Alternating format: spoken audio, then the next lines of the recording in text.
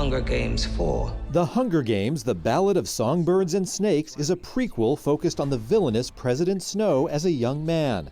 The filmmakers knew it would be a challenge getting audiences to root for the bad guy. Everybody thinks of him as the villain, the antagonist already from the other stories.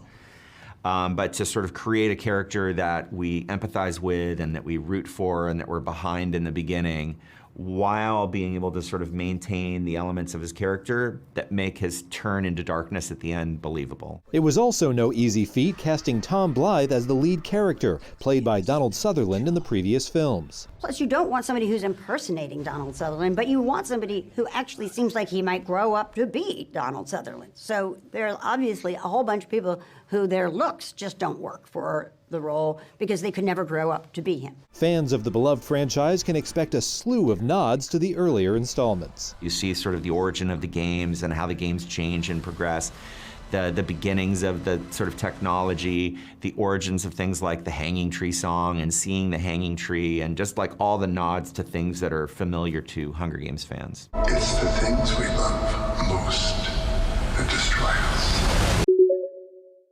The man accused of attacking Paul Pelosi in his home tearfully took the stand in his own defense on Tuesday. David Depape testified when he brutally attacked Pelosi 1 year ago. Drop the hammer. Nope. Hey. What is going on right now? I'm not getting an answer on call. He was in fact looking for then House Speaker Nancy Pelosi. A remorseful Depape apologized for hurting Pelosi and said he feared for the then 82-year-old's life after hitting him in the head with a hammer, saying, quote, "I actually thought he was dead until I saw the charges against me and saw it was attempted murder." Depape's testimony revealed a man consumed by conspiracy theories.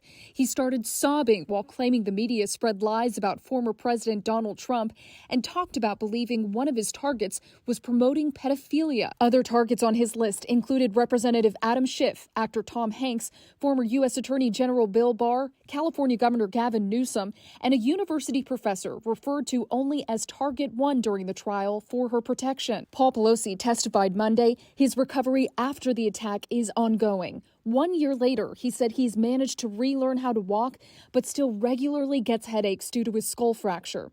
Depape's defense team says he did attack Pelosi, a crime caught on police body cameras, but says prosecutors are wrong about Depape's motive, which they say is unrelated to Pelosi's official duties. This trial is on federal charges of assault on the immediate family member of a federal official and attempted kidnapping of a federal official. Depape faces decades in prison if convicted. The state case against him on charges of attempted murder, burglary, and assault is expected to start later this month. Esta es la peor generación de la historia del fútbol brasileño, en mi opinión. Asimismo, Brasil cuenta con grandes jugadores en grandes clubes de Europa y un gran plantel para este partido como siempre, pero no tendrá a disposición Neymar, a diferencia de Colombia, que sí tendrá a disposición Luis Díaz, más calmo después de todo lo que pasó con su papá. La selección Colombia también tiene una gran ventaja. 3 jugadores conocen muy bien a nuestro fútbol. John Arias de Fluminense, Richard Ríos de Palmeiras y James de Sao Paulo. Arias incluso fue campeón de la Libertadores con Fluminense, un equipo que tiene como entrenador justamente nuestro seleccionador Fernando Diniz. Arias sabe bien cómo juega Diniz, que es un fútbol ofensivo en el que los jugadores no guardan posiciones fijas. Eso lleva tiempo para que los jugadores lo aprendan a jugar de esta manera. Arias lo aprendió, pero no hay tiempo para que los jugadores de la selección brasileña puedan aprender en este corto espacio de tiempo previo a los partidos de las eliminatorias. Así siendo, a mí me parece que el partido tiene todo para terminar con un empate. Un empate está bien para los dos equipos, me parece un resultado muy factible. Desde São Paulo, Brasil, Nancy para Telearuba.